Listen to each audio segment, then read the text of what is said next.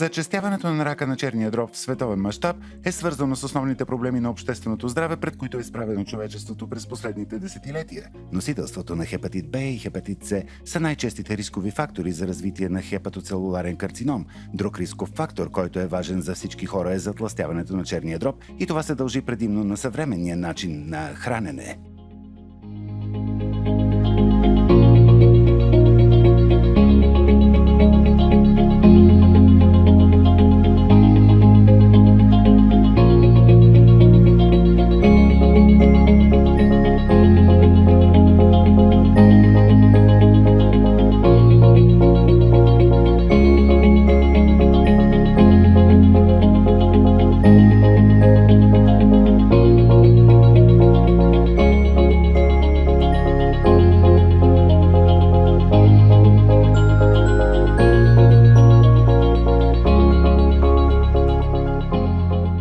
Смъртните случаи от рак на черния дроб могат да бъдат намалени, ако на първо място се увеличи обхвата на вакцинацията, особено за хепатит Б.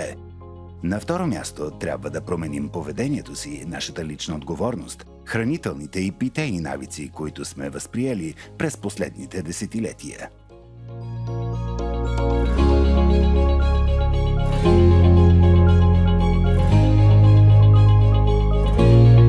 Степента на преживяемост при хепатоцелуларен карцином е изключително ниска, тъй като доскоро нямаше достатъчно адекватен терапевтичен отговор при това толкова трудно за лечение заболяване.